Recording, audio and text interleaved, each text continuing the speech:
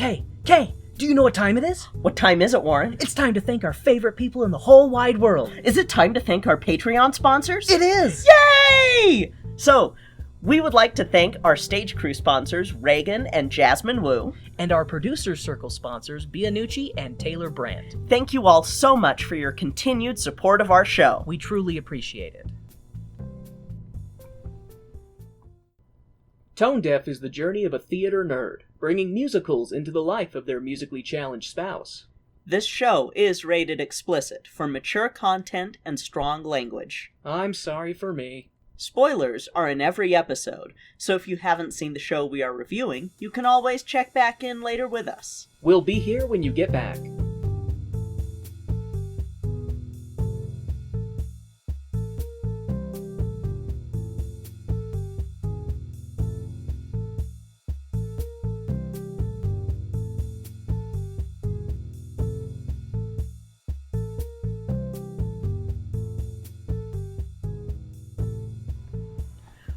Welcome to Tone Deaf, a theater nerd's guide for their musically challenged spouse in this very special minisode. Who are you? I'm Kay, a musical theater nerd. And I'm Warren. I'm musically challenged. I have not had enough coffee. The glorious bean juice that gives us energy and vitality. Yes. So we're doing a mini episode real quick before we hop into our Black Theater History episodes because we watched a new musical that is available on Vimeo right now until February 2nd called The Aviatrix, a new musical. And that was fun. It rekindled a weird hyperfixation, so I apologize that in between doing Black Theater History stuff and dinosaur stuff for the Land Before Time episodes, I'm also going to be hyperfixating on air disasters. Your first love. My first love. Bye, Miss American Pie. Anyway, that's not part of this at all. So we were approached by Lily Dwoskin, who is the librettist and lyricist of the show. She gave us a discount code to get tickets to see it. It's a fully digital production, like fully virtual, and I want to see this on stage. I do too. That's the biggest takeaway from watching this show is I really want to see it on stage. I would love to see, with us being, with things being the way they are, a pro shot would be great to see. Yes. Because I want it on stage. Because one of some of the things we'll talk about is that there were some technical issues with the production just because of the fact that they're doing it all virtual, like that, and it's a small group, and stuff like that. There is that aspect of it, but we don't want to judge it too harshly based on that. Yeah. Because plus they re-released the first act, which had most of the issues after we had seen it. And so if you go and watch it now, it's going to be no technical difficulties. Go see it. Oh my God, it's good. But it was so entertaining. Oh my God. It was a lot of fun. I thought one thing I thought that was pretty cool was how it's an entirely a female cast. Yes, it's all female or femme presenting. Yes. People. Thank you. Because some are non-binary, if I remember right. But yeah, it just, y'all. So good. It was entertaining. I enjoyed it, and I might have a little bit of a crush on Tanisha Moore, who played Harriet. That's totally fair. And this was my bi dream. A biplane bi dream. Well, they're not biplanes. Wait, are they Wait. All I know is that they're mostly made of, toothpicks and cotton. Yeah. With some dental floss to bind it together. It's the period of time where pilots had very short lives. Yeah. Let's put it this way. It's before the planes were made of metal. Yeah. The only metal part was the engine. And I don't think that the NTSB was doing plane stuff either at this time, because I was not able to locate this particular series of events on my hyperfixation page. On your airplane disasters? Yeah. Before they started keeping record. Well, see, Kay, it got a lot more interesting once the body count raised. Because when it's just one person crashing and dying, it's much less interesting than a plane. You know, it got more interesting when there was at least a passenger. Oh, Jesus Christ. So, so the Aviatrix is written by Lily Dwoskin, composed by Casey O'Neill, stars Lauren Ellen Baez, Tanisha Moore, Ariel Crosby, Holly Gold, Sarah Hodgwood, Anna Lovrick, and Emily Van Vliet Perea. It's so good, y'all. It's entertaining. It's so good. It's very entertaining. The and I apologize if I fucked up anyone's names. It's not Black History Month yet. I can say fuck. Oh, thank Christ on a cracker with... I was going to take it a little bit farther. So shall we talk about the show? Yes. Oh, and also, most of our actors for this show were Actors Equity, so this is a way for them to still be making money, because Actors Equity is not, if I remember right, they're not allowing any actors to do stage performances right now, which is why one of our local theaters is like, well, we've got non-equity people, so we're going to still put them on stage. Even though they normally hire just equity, and it's like, you motherfuckers. Kay and I have beaten this horse very, very thoroughly, but it still needs to be beaten. Thank you, Actors Equity, for keeping the actors safe. It still needs to be beaten because in the time that we're living in, streaming is entirely valid, and we have watched multiple shows that have been streamed, and there is no reason why you cannot still have these actors working and at least putting on virtual productions, because they have bills to pay too, and they have a talent that needs to be shared, and we want to pay for that talent. Exactly. So, anyway, on to the show. So our show, the Aviatrix Musical, opens up with a trio of pilot women singing about being an inch from death while they're a mile high in the sky. The opening scene jumps to a woman cooking in the kitchen, like a god intended, while trying to explain to her mother that she wants to move to New York. I give you that look, but I actually like cooking. But I'm also not a woman, so. We both like cooking, but, especially because I think this takes place in, like, 1910 or about that. Yeah, this is about 1910, because 1912's when the show ends. I mean, it's before ladies were people. Except on boats. Except on boats? Women and children first.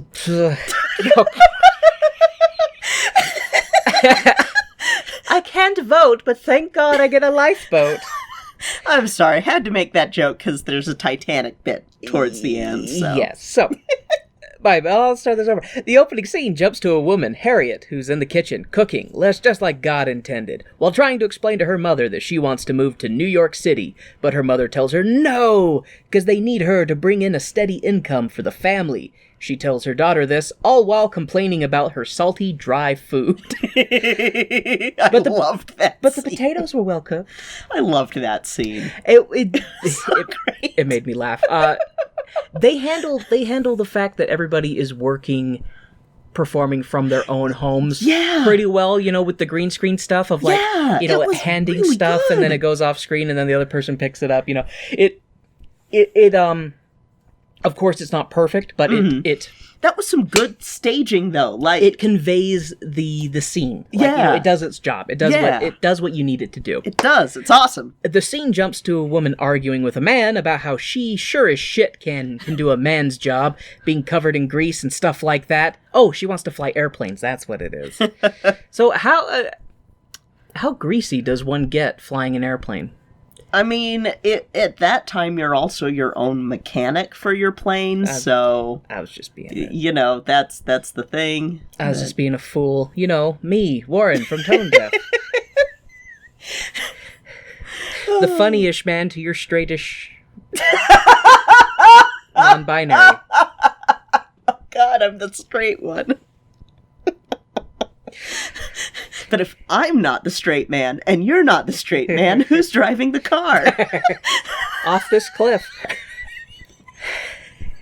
So our good God-intended cooker in the kitchen, Harriet, who we saw in the earlier scene arguing with her mother about moving to New York to be a high-profile journalist, does, in fact, move to New York to be a high-profile journalist. And she apparently is super serious about her job out there, which makes the men all scoff like, well, with that attitude, you'll never catch a man, and you're not making any friends either.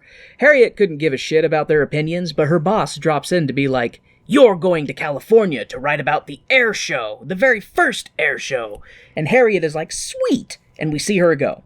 She runs into the woman who wanted to be an engineer, or aviatrix, and the two bond over wanting to fly. And this woman, because I don't, in my earlier notes, I just have them very vague reference because I didn't know their names yet. This is Mathilde, the sister of a character who teaches Harriet to fly. And these are all actual people. It's not like, oh, we added a character in for what? No, these are all actual people that actually interacted these ways, and it's very well researched. And they actually existed, and they actually flew planes, and they actually crashed and died. Spoilers? So Harriet goes to California and meets Mathilde, and the two of them bond over both wanting to fly. But flying is a man's job / hobby, because it's not really a job right now. You control the plane with your penis, apparently, since only men can do it. I mean, that's why there's a stick. See, men are used to operating sticks. Harriet has the memory of her mom sing to her, and sing some song-spiration into her daughter about how she can go anywhere. I cast inspiration. That's sometimes what it is. It's like everybody in this is a bard, and they're just singing inspiration into people, or singing intimidation, or singing inspiration into themselves. Anyway, back at the office, the boss is being a bastard and yelling at people for not working enough. Harriet especially, because her mom told her to take Sundays off, because you need to have at least one day to keep your wits. Which I agree with. People need time off. But Harriet's boss is not having any of that. All you should have time to do is work, work, work. The boss hands out assignments and stiffs Harriet on covering the air show any further, and instead tells her to go cover women's fashion. Now get going! Harriet busts into a, yeah, well, fuck you song, but not quite, because Harriet is singing about how she wants to lose herself in the stars by covering what she's passionate about, in this case, the air show. At this point, though, another reporter, Jorgensen, comes in to be like, hey, can I please switch with you, Harriet? I'm sad and single, and I want to cover the women's fashion show so I can try and steal a wife. Harriet is... Steal a wife? I mean, they don't have rights yet, so he can just have one. Harriet is like, no! This isn't 7 Brides for 7 Brothers! But it could be. This is One Bride for One Lonely Man. The 7 Brides for 7 Brothers spinoff. And Jorgensen slinks away all sad. Smith, however, has the air show priority that Harriet wants so desperately. But Smith is married, and his wife would not like him being around fashion show people. But if Harriet can get the boxing story to trade, then that would work. We then see Harriet going all around the office, trying to get different journalists to switch stories so that she can get the air show story. But to do that, she needs to get the Boy Scout story to trade for the boxing story, to trade for the air show story. But the boxing story was already traded for the Typhoid Mary story. In lieu of Jorgensen getting the women's fashion story. It's a puzzle of a story swapping. However, Harriet succeeds in the story swapping and gets set out to the air show to cover it. That was a really clever scene. I loved it. That was a fun scene. That was one of those scenes that, if this was a rom-com, it would be one of those, like... it felt a little bit of, I don't know, in my brain, it felt a little Scooby-Doo, and I don't mean that in the way that I'm sure people are thinking when I say Scooby-Doo.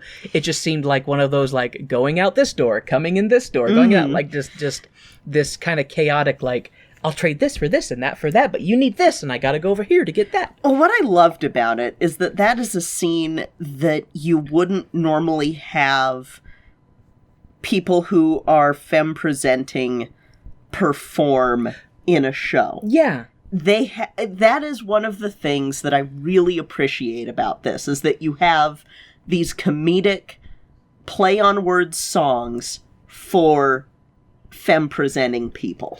I definitely will admit that my cis brain did have a hard time determining who was supposed to be a male-presenting character and who was not, at least initially. Harriet's boss and apparently every other reporter is supposed to be a male. Yes. Which was funny because they had some very pretty people playing them. And so I had to be like, okay, this is a dude. But after a while, your brain... Yeah, after a while, your brain just kind of switches into the mode of, okay, you know, anybody is anybody. Because of the fact that A, non-binary, B, I have played men before, my brain just automatically went, okay, whatever. But I can see where it's like, oh, but after a while, you just sort of get used to... It's like what we talk about in the upcoming Green Pastures episode, how you sort of get used to some of the conventions. Yeah. And that's one of the, like, brilliantly beautiful things about this show. And it's why it needs to be on stage. And yeah, I really would like to see it on stage. So, Harriet is at the air show. The sponsor of the air show is Vin Fizz, great drink. And they're advertised by lovely and talented Davis sisters. Try Vin Sip, sip and ah. I know I did that entirely wrong. It's okay. So Vin Fizz is an actual drink that used to exist, I assumed it was, because the way that they kept presenting it, I was like, oh, this probably was a real... It was a real thing. I wonder... Like I said, I love just these little things that are like, you can go back and look it up and be like, yep, that's real. That was accurate. That was accurate. I do wonder, though, did Vin Fizz have cocaine and heroin in it, like everything else in the 1910s? Probably not for grape drink. Well, why not? Because I think with grape drink, it was just supposed to be refreshing, and a refreshing grape soda. Well, nothing's more refreshing than tripping balls with a delicious beverage. It's not really... Well, maybe it was... I don't think it was sold as a medicine. No, I don't need to go down that rabbit hole, too. Warren, keep going. I'm a mental terrorist with keep my going. wife. Harriet runs into Mathilde, the flyboy's sister who wants to fly, the same as Harriet. Harriet and Mathilde hatch a plan to get her brother, John, to let them fly in his pilot school, because goddammit, these two are going to fly. We get John's song about being king of the aviators. John is very full of himself and a bit of a dick, and apparently... he led a coup d'etat in El Salvador, and he flew across the English Channel. Yep. And he opened a fly school so that he can teach other people to be as cool as he is. But not really, because John's flight stick is apparently the best in the biz. I kind of hope John's plane crashes in this show. Fingers crossed, listeners. Yeah. Too soon. So... Past Warren felt a little guilty about that note now, knowing what happens. Especially because John kind of is less of a dick later. You know. Anyways. Are you impressed yet, listeners, with the king of the aviators? In all fairness, the singer for John is pretty damn good. Even if I want John to crash and burn. Literally. Again, Past Warren. Past Warren. Bad Past Warren. Yeah. And, John is played by Anna Lovrick, and they also play William Willard at the very end, who's, Yeah, I could tell because they pulled the hat down really low to, like, not show as much of the face, and that person didn't have any lines, really. Yeah. And so it was made me laugh. It's a nice little, poetic moment, though, to have the same actor for John playing William, because both have the same thing happen to them. Good job. Yeah.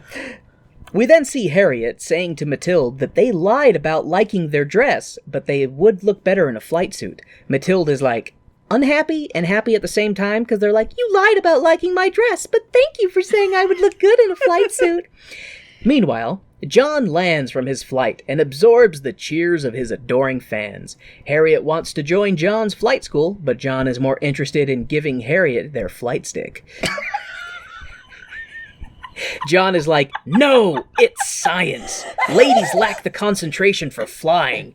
And then Harriet then throws down some serious logic against John, being all, well, all the crashes have been by men, right? Then why let men fly if all crashes have been by men? Jesus. You can't say women can't fly if you don't let women fly. And Harriet is like, I will be there Monday to bust your balls with my iron ovaries of aviatrix awesomeness. Which John is so into. John is like, yeah, dominate me, Harriet. Cut to flight class. Harriet is like, wanting to go from open book to open skies. And John is like, calm, yo tits. John is actually a pretty good teacher. And in these scenes, he does a really good job. Mm-hmm. I should say they do a really... I'm gendering because character versus player, and I apologize. Yes, John is actually a pretty good teacher, and the students seem to respond well. John dismisses class and asks Harriet for his money, and Harriet is like, I had to send money back home, but I promise I'll get you some next week. And John just kind of makes eyes at Harriet, and Matilda is like, yo, my brother wants you to sit in his cockpit and handle his flight stick! but like sexually, not really. You're not ready to fly yet. Then we get some ghost singers then we get some ghost muses who sing to Harriet to help her focus. And they actually are called the muses in this. Oh, they are? So they're the Greek chorus for this. That's kind of what I assumed, but, it's one of those things of, you have Harriet's mother's character as well as some other characters that we see playing the muse roles. So, they pop in to do the muse roles, but then they play their other characters as well. Yep. So I wasn't sure quite what to call them, so they were just the ghost muses. Yep. Welcome to Greek choruses. I fucking love when shows put Greek choruses and things. I like Greek choruses, too. I wish they had stayed in Spider-Man. That would have made it better. You know what? Let's not get on a Spider-Man... When this goes to Broadway, keep the muses in. Yes. Let them keep the muses in. Absolutely.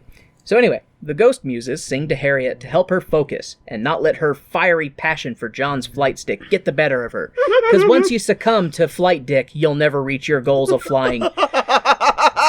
Matilda seems to be feeding John some tidbits like, Harriet likes you, John. And Harriet is like, you bitch, how dare you? I mean, I do think he's got a nice flight stick, but I'm a serious professional woman. So in that scene...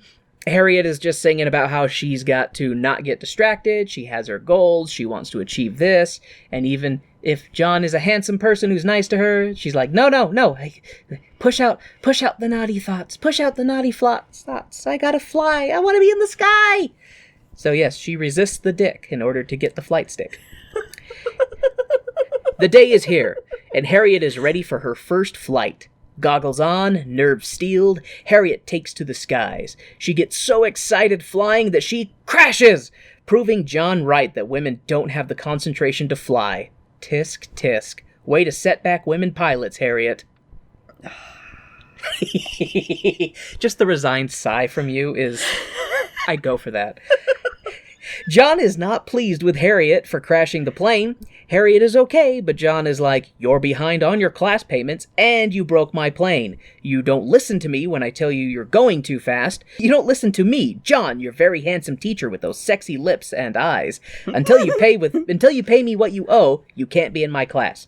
Harriet gets a little hurt, but it's kind of like, well... But it's kind of like, well, you did crash the plane, Harriet, by going too fast and not listening to your teacher. Harriet is kind of like, I'm sorry, I'll be here with a check. And she sets off for work. So the line about his lips and hips and eyes, that's in the song where she's like, don't pay attention to his hips, don't look at his eyes, don't look at his lips. She's like, focus. Meanwhile, at work, Harriet's boss is pissed at all of the employees. Because of the story shuffling, everyone has non-work related stuff going on now, and it's taking away their attention from work and to stupid things, nonsense things like wives and children and hobbies. The boss calls a staff meeting and basically tells all the employees that they have to have 100% dedication to the job. No hobbies, no family, no nothing. Only work, work, work. Somebody pushed this boss hole out of a window. So... it's funny because of the people changing their stories, all of a sudden it had like a ripple effect, and now this person has a hobby, and this person got their wife pregnant, this person has this going on. So it's almost like the boss intentionally gave stories that people wouldn't have, that the reporters wouldn't have interest in order to like keep them from being too engaged, I guess. I don't know, it just almost seems like the boss purposely had this ulterior motive to be like, you get a job you're not interested in so that you don't develop a it's also before workers had rights. This is true. Yeah, as your boss could say, you're going to work 100 hours a week. Harriet shows up to the flight class on Monday with her check, and John is like, yeah, whatever, as Mathilde comes down from landing her flight, and John is like, you didn't do this, and make sure you do that, and do this and this and that. And John talks about how the judges are not going to like that a vagina is in the cockpit. Because old school misogyny. John is actually very complimentary of his sister and is like, you're doing very good and I'm very proud of you. And Mathilde teases John about wanting to bang Harriet and how Mathilde will give the best speech at their wedding. John is like, you're such a brat. I do really like how Mathilde is so, you like my brother, my brother likes you. You two should get together. I want you for a sister. Like, it just, I thought it was really adorable. It was really cute. Yeah. Even if it's one of those things that would drive me absolutely nuts to have a person like on the sidelines, you know, messing up my mojo. Like, let me do this my own way. Cut to a news break where they say that John is dead. He crashed his plane. So I guess my notes from earlier came true. Prophet Warren, yay! Mathilde's speech will be a eulogy instead of a wedding speech, and that's sad. You killed John Moisant. So he's being ushered into the afterlife by John, the giant pink sea snail. Yeah, that will be John's next adventure, is taking John Moisant to the airplane graveyard in the sky. Coming to you this Easter season. God damn it. Now I'm gonna have to add the theme music. Wherever fictional books are not sold. No! We then see the obituary, and Mathilde is at the funeral, singing to her brother and giving that stirring eulogy that I mentioned a couple seconds ago. Mathilde is all, even though John died flying, he loved flying, and if he was here, I bet he'd say he was happy to die doing what he loved. Which, I mean, fair, you know? Like, yeah. Sure. I mean, yeah. Mathilde and Harriet sing together with the ghosts of inspiration in the background. After the eulogy, Harriet confides in Mathilde that she's having doubts, because John dying has shaken her, and made the consequences of flying feel more real than they did before. Mathilde is a great supporting character and is like, no, Harriet, we can do this. John wouldn't want us to. We will do this for John. And some snoopy flying person comes over to be like, did I hear that you ovaries are going to be in a testicle seat? And they're like, yep. And then we find out that this person is a rival reporter for the New York Times, which I forgot to mention. Harriet's boss fucking hates the New York Times and spends every scene that they're in talking about how much they hate the New York Times. So, this reporter is a rival reporter for the New York Times and gets a scoop about two women who are going to be testing for their pilot's license. Anyways, Harriet and Mathilde head back to finish the service, the funeral service for John, and sing with John's ghost about taking flight and embracing the air around them. Ghost John then hands his scarf to Mathilde. It's a good thing the scarf is red, because it will hide all the blood. Too soon? Oh my god. Back at the office, the boss is chewing out Harriet for letting her story get scooped by the goddamn New York Times. And Harriet is like, I will get you an even better story once I pass my flight test. And the boss is like, you better pass your test, Harriet, or you'll be back to women's fashion. I really liked the test songs that are coming up. So, I had a hard time with some of the songs in terms of having them stick with me, just because of my broken brain. But I do remember them being good, and I do remember the lyrics being very good. Like, that's the thing, I would like to listen to this again. The music and the lyrics were really good, but there was just a lot going on, and the show was very fast-paced, so I was just clackety-clacking away. The next day at the flight test, the judges are singing about how they're fine testing men, but I mean, Women? Pilots? What kind of crazy world is this? They should be in the kitchen making dinner before giving birth to their 4th child. Those were the days. Don't worry, listeners. Kay will slap me later. Onward! Harriet is here to test, and the judges are like, do you need us to help you set up your plane, little girl? And Harriet is like, no, I know what I'm doing, thank you very much. And she goes to fly. Harriet has a near-perfect flight execution, but because she's a woman and she landed 9 feet outside the designated area, she therefore fails her test. Even though one of the dicks that was flying landed outside the designated area and they let him pass. Mm-hmm. I know, Harriet. Write an article about how the cockpits are full of dickheads. But instead, Harriet's disembodied mother sings inspiration into her daughter to keep moving forward, upward, and onward. I love that song. Harriet takes her disembodied mother's advice and pressures Mathilde to let her fly instead. Mathilde is like, no, I also worked really hard to chase my dream. You know what? Never mind, you can do it. And Harriet then goes to tell the judges that she will be testing today, and the judges are like, no, it's too foggy and windy. Oh wait, the fog cleared up, and so did the wind. But with the pressuring her friend and nature cooperating, Harriet crushes it this time, with being 8 feet inside the landing zone. And they said it was like a 100-foot landing zone. Yeah. And so she was at 109 feet previously. This time when she landed, it was 8 feet. And they were like, 8? Not 108? Yeah, it's good. And because Harriet landed 8 feet inside the landing zone, she broke the landing record and the height record. Harriet is now the queen of the skies. And all the judges are like, but how can someone with a vagina do all this? And Harriet sings her victory song, which needed a bottle of champagne being sprayed into the judges' faces. But understandably, it was not. There we go. For the inevitable theater production, we need to have Harriet just shaking up a bottle of champagne and being like, woo! And spraying it in their faces as if she's, like it's a dick. Like, really, really driving it home to these assholes. Pour one out for the poor stage crew. Oh God, I guess that's true. Yeah, we don't want that. Maybe just carbonated water, because then it's not sticky. Anyways, Harriet then reads the article she's presenting to her boss, basically saying, men are bastards and say women can't fly, but I can, better than they can. So boom! And the article is a hit with her boss, who is like, we outsold the New York Times. I love you. Your papers turned to gold. Fuck the New York Times. We get a couple scenes back and forth with Mathilde and Harriet talking about flying and how they've been so busy that they can't really hang out. We see Harriet continuously pushing herself and breaking records and boundaries.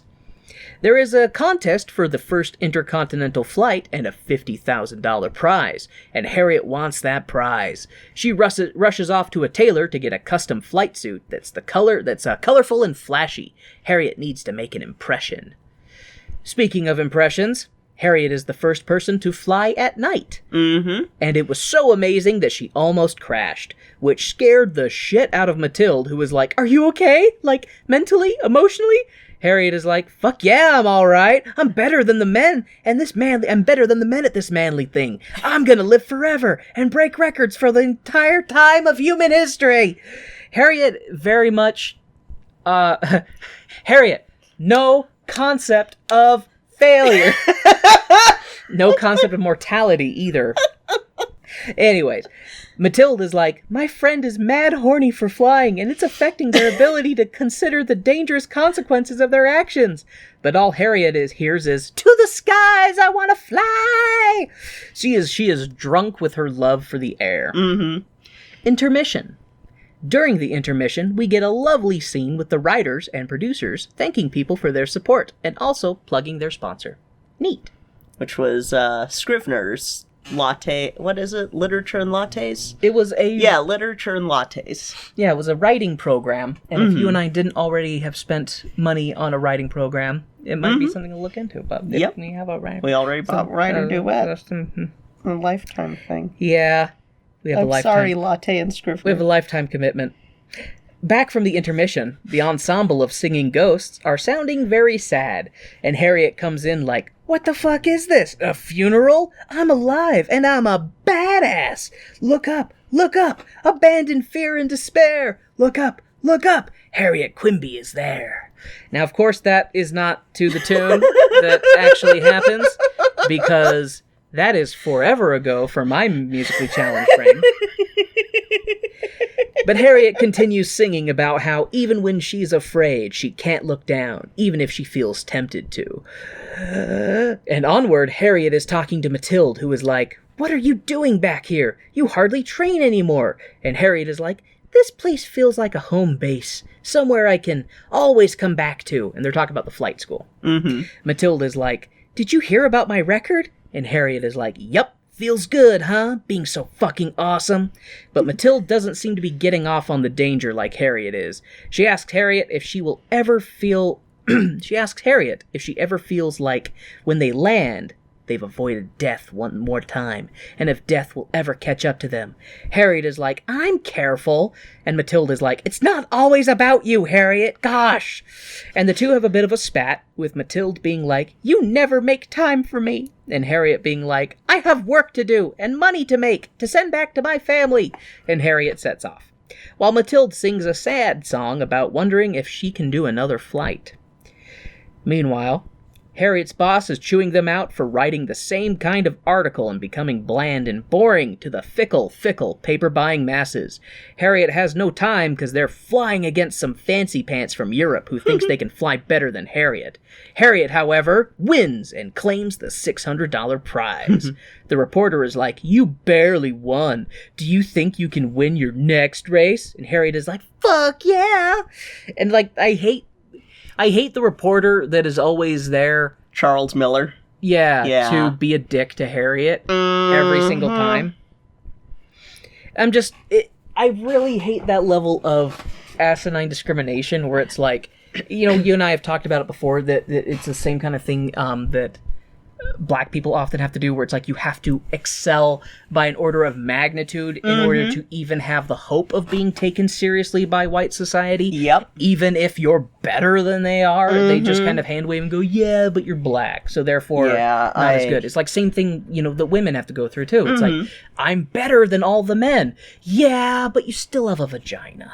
So therefore, you shouldn't be in a It's called a cockpit, not a vagina pit. Even though a vagina is much more of a pit than a cock. And all of this talk has now put a mental image in my brain that will never, ever leave. Do share, darling. You know a viper's pit? But just disembodied cocks.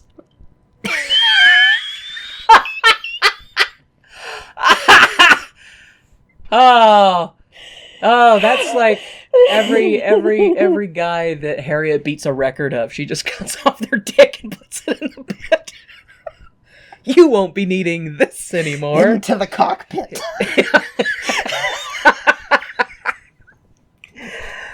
This joke may not stay. It made me laugh until my vision faded a little bit. I liked it.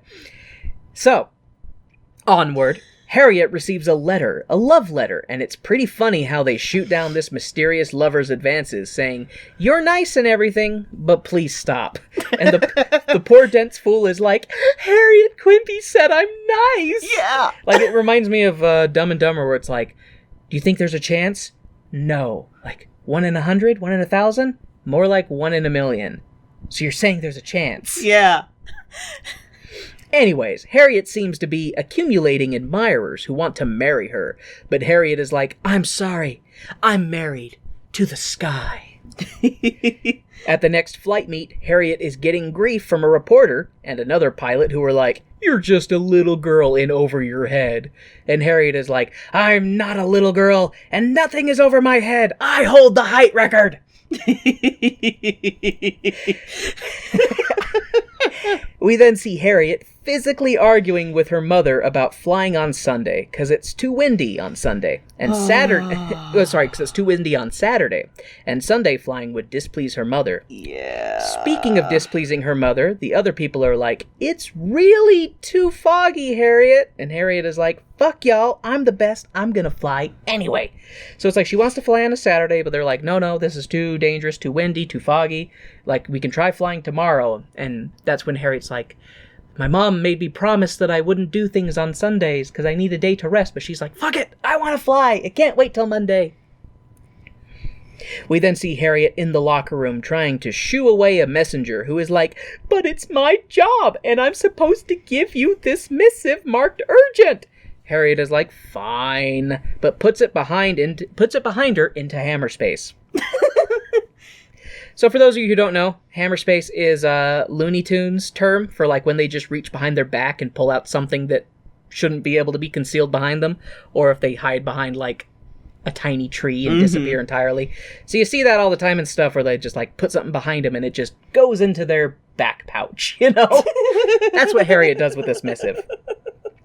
Harriet then gives herself a pep song about how she's Lady Bird of the sky and she can fly and she can do this and she just needs to point herself straight ahead and do the flight thing and move the stick and flap the wings. Plain stuff.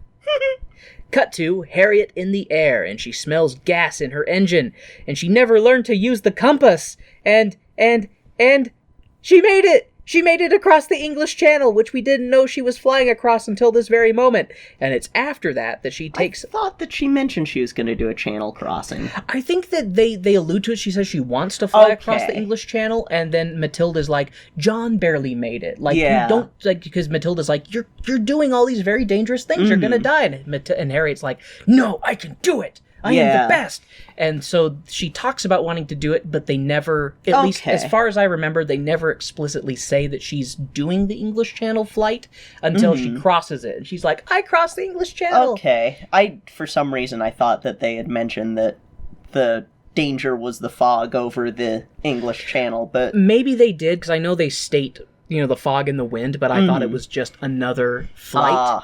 So I could be wrong, but regardless. So yeah, Harriet made it across the English Channel. It's after that she takes out the important missive that she received, and she's like, oh shit, and she rushes out. To Matilde, who is all fucked up after her last and final flight. Some dumb shit crowd people tried to rush her plane, and Matilde had to fly up to avoid mulching a little boy who was on his dad's shoulders. Apparently, Matilde suffered some very severe burns and was pulled from the plane, but she is still alive. And that's what the missive was, but Harriet was like, I don't have time to read this missive marked urgent. I'm flying across the English Channel! Harriet talks about how, after crossing the English Channel, these douche reporters were like, yeah, but multiple men have done it, so it's no big deal. Acting like it's a big deal would be a disservice to feminists. Yeah. Yeah. Which is like, you don't get to choose what's a disservice to feminism. Yeah. Especially, it's like, oh, well, I get really annoyed at that when it's like, a woman does the same thing as a man. It's like, yeah, but men have already done it. It's like, but you are constantly saying that women can't do what men can do. So when a woman does something that a man does, you should be like, oh, women can do the same thing. It's like when certain black people, suddenly it's not a big deal when they get high levels of power. Sometimes the highest level of power, and they don't understand why we're losing our shit over it, and why we're going, holy crap, this is huge. Yeah. We all know what I'm talking about, and what pisses me off every day. But wait, dear listeners, we've received an important emergency news update. Yes. Confirmed. Okay, listeners, I'm being informed that the reporter dismissing Harriet's accomplishment is a chode. We here at Tone Deaf agree. Oh, also, I guess the Titanic sinking happened at the same time as Harriet crossing the English Channel, so that sort of eclipsed her achievement in the news. Oh my hell. Harriet and Matilde have a good song about how Harriet is a star, even if she was not properly recognized. And then a fancy person comes in to be like, Cal Rogers, have you heard of him? I haven't. Me, Warren, I haven't. But anyway, Cal Rogers, this important flying person, died in a fiery crash. Do you want to take over his plane flying job? And Harriet is like, ooh, an opportunity for death and glory? Matilde tries to talk Harriet out of flying since all of the great pilots keep dying because these planes are basically paper crates with engines attached. And I don't think they even have proper safety restraints yet. But anyways, Harriet sets off to be the new Vin Fizz grape drink fly girl. And I'm sure this final flight will go just fine. You know, because the singing girls are so upbeat and excited about their purple fizzy grape drink. Grape drink. Cut to the locker room where Harriet's mother drops in for a surprise visit, and Harriet is like, "It's good to see you, Mom, but I don't have time to see you. I've been doing all of this flying for you and Father." And Harriet's mom is like, "No, you've been doing this for yourself. We appreciate all the money you've been sending back, but your reporter job was enough. You're doing this flying for you." And Harriet is like, "Oh, I guess I am. Anyways, it's Sunday, and your stupid rule of not working on Sunday has only held me back from my destiny. Now get out of my locker room, and I'll talk to you later after my super safe, no problems flight." Yeah. When she's saying that, I'm just like, no, no, no, no, no, no, no. "Hey, Mom, go get in the front row. You can watch me land and be the first to greet me." As the announcer announces that... Horrible. As the announcer announces that Harriet will accomplish her 5,000 foot high flight with a passenger, and Harriet launches into her Lady Bird of the Sky song as she psychs herself up to do the super flight that will totally turn out all right with no fiery the first passenger. Yeah, her super safe flight, which will totally be fine with no fiery crashes or death. Which, I mean, half of that is right. Oh, wait, I spoke too soon. We then see multiple witnesses being like, "It was a faulty wire to blame." No, it was the wind to blame. But whether it was the wind or the wire to blame, we can all agree that it was a shame. We then see Harriet's paper boss being like, "Harriet was amazing and was cut down in her prime. She was a shatterer of glass ceilings. It was the damn plane." And then the plane's owner is like, "It's not my plane's fault. Must have been the passenger." And then we get a dick-faced reporter saying that Harriet crashed because she's a woman. Fucking and as Charles we all Miller. know, women can't be pilots because their vaginas make their brains not work right. Harriet's boss steps in to tell that dick to go fuck himself. And the song continues with all the different parties singing about how it's a shame, it's a shame, it's a shame. Yeah. And it is a shame. Yeah. Can you say she died at like 37? Yep. Yeah. Because pilots at the time, short-lived. Yeah. Very short-lived. Time rewinds, and we see Harriet in the plane with her final thoughts before she died. This song is actually my favorite, though. Yes! Harriet sings it like a fucking boss, and it's a very empowering song that is good. It's a justification of desire song, might be the best way to put it. She's singing about how even though she was afraid, she was excited, and even though she knew she would die, she wanted to fly. Like, the song ends, and the song ends, and so does the show, and it's actually a very beautiful way to end the show. Rather than on a sad note, it ends on a powerful, inspirational note with Harriet smiling and looking upward. Yes. So I kind of fumbled that, but yeah, so Harriet, it's, we have, because basically the whole ending scene is, okay, I'm going to go do this flight with the first passenger, okay, taking off, and then everybody's like, oh my god, Harriet died. Well, and they show her in the plane, and then the passenger kind of stands up, and she goes, "Wait, no!" And then you see one of the muses kind of reaching like they're trying to grab her, because Harriet fell from the plane, is what from the little bit that I did when I started going into a deep dive on aviation disasters last night. It was like they think that she and her passenger fell from the plane, and the plane went a few thousand feet past their bodies, which is why they were able to get their bodies. And so, it's one of those things that they did a good job bringing that touch into it, that it's like, no, she fell, from the plane. But it's like, then when they rewind, I want to see that on stage.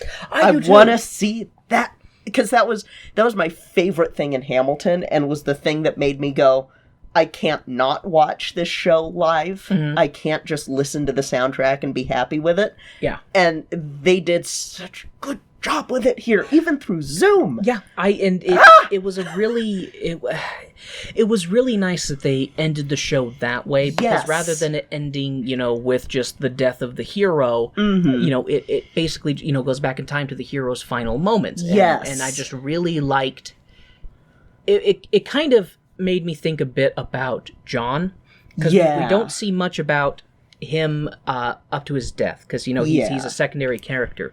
But with Mathilde talking about how if John were here, he probably would say he had no regrets, that he died doing what he loved, and I felt like that transitioned great into the mm-hmm. same thing with Harriet. The same kind of thing. She's like, this is what I want to do. I know it's dangerous, and I know that I could die doing it, but my life won't be the same if I'm not doing what makes me feel alive. I agree 1,000%. And it was just, and her song was really good.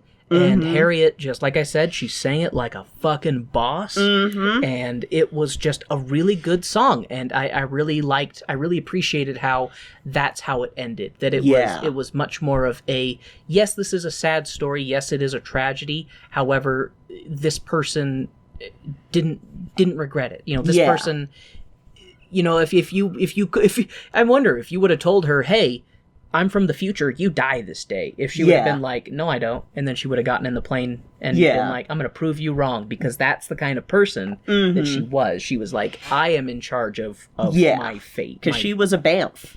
She was a BAMF. Mm-hmm. This was so good. So thank you, Lily, so much. Thank you so much for telling us about this and sending us the discount ticket, because... And, I was talking, I didn't give enough credit to the rest of the ensemble, because everybody was very talented singers, and they were able to work in some dancing and stuff like that, even mm-hmm. though with the restrictions of doing it through Zoom and stuff like that. Mm-hmm. But everybody was very well talented. Yeah. And they were good actors, and everybody played multiple characters, and you could tell that the characters were different. Mm-hmm. So, I know I focused a lot on Harriet and stuff like that, but I want to also say that the other actors in this were phenomenal. Yeah. Everybody in it was really great. And even though the version that we watched had some technical issues that it sounds like have been ironed mm-hmm. out, it didn't. I mean, what it really did is just made us want to see the show again. Yeah, that's what it did. That's what it did. We're just like, we saw it through Zoom. We just okay, this needs to get enough traction that when things get better, it can mm-hmm. get a stage version. Yeah, it goes on to Broadway, and then it goes on tour, and then a theater in Utah does it so that we can see it here, and then I get back in shape so that I can be in it. The other thing too, one reason that I personally like being able to do pro shots versus going to a place and watching it live is because I can't take notes when we go somewhere. Yeah. I can only do that when we are in the comfort of our own cave. Yes. So that's why Warren, the uncultured and antisocial, wants to enjoy musicals from the comfort of his dwellings. That and pro shots generally have captions, which thank you so much for captions. Oh my god. Thank you. I totally forgot to say that. Thank you so much for having captions. Thank you. Tone deaf, don't hear right, even though I like things. So thank you for having captions. We're a family of auditory processing disorders here. Right? But yeah, the show was good. So good. It was entertaining. And I like I said, I want to see it again. Yeah, so, definitely. So please support this show, because it needs to get traction and it needs to get notoriety so that it can have a opportunity to be on stage. Yes, please watch it. The Aviatrixmusical.com. So Aviatrix musical. Okay, we'll have a link in the show notes. Yes, I will have a link in the show notes, but also saying it out loud. Definitely check them out. It's available on Vimeo until February 2nd. So, yeah, just go watch it. Go watch it twice. Go watch it 3 times. It's amazing. Anyway, that'll be it for today, I believe. So, tomorrow... Or not tomorrow. Next episode will be our first Black History episode. It will be all about Joseph Bologna. Woo! Who... I love Joey Bologna. If you want to see more about him, check out our Patreon. We've got a bonus episode about one of his operas. The Anonymous Lover. The Anonymous Lover. Which was fantastic to watch, and I cannot say enough positive things about it, because even though it is even though it's technically dated, being a 17th century production, it's still very good, and the music in it is so good. Yeah, and LA Opera did an amazing job. LA Opera knocked it out of the park. Again, Aviatrix, go watch it now. That'll be it for today and for this mini episode. Thank you all again for listening. I'm Kay.